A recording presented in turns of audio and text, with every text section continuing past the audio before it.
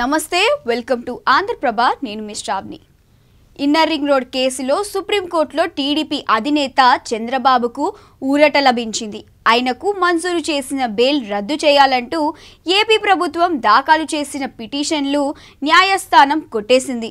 గతేడాది సెప్టెంబర్లో skill development కేసులో ఏపీ సిఐడి చంద్రబాబును అరెస్ట్ చేసింది. ఆ తర్వాత సెప్టెంబర్ 12న ఇన్నర్ రింగ్ రోడ్ కేసులో నిందితుడుగా చేర్చారు.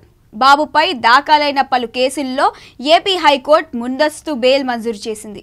చంద్రబాబు ముందస్తు బెయిల్ రద్దు చేయాలంటూ దాఖలైన పిటిషన్ను న్యాయస్థానం తోసిపుచ్చింది. కనీసం నోటీసులు కూడా ఇవ్వాల్సిన అవసరం లేదని అభిప్రాయపడింది.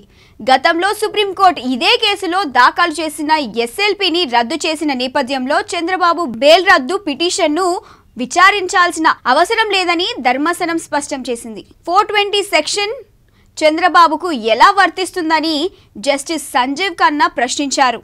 17A సెక్షన్తో ఈ కేసుకు కూడా సంబంధం ఉందా అని ధర్మాసనం నిలదీసింది. ఇన్నర్ రింగ్ రోడ్ కేసులో చంద్రబాబు ముందస్తు బెయిల్ రద్దు పిటిషన్పై విచారణ జరిగింది. ఐఆర్ఆర్ కేసులో ఏపీ హైకోర్టు చంద్రబాబుకు ముందస్తు బెయిల్ మంజూరు చేసింది. దీంతో ఏపీ ప్రభుత్వం హైకోర్టు తీర్పును సుప్రీంకోర్టులో సవాలు చేసింది. జస్టిస్ దత్తా నేతృత్వంలోని ధర్మాసనం విచారణ జరిపింది. చంద్రబాబు విచారణకు సహకరించకపోతే బెయిల్ రద్దు పిటిషన్ వేసుకోవచ్చని తెలిపింది.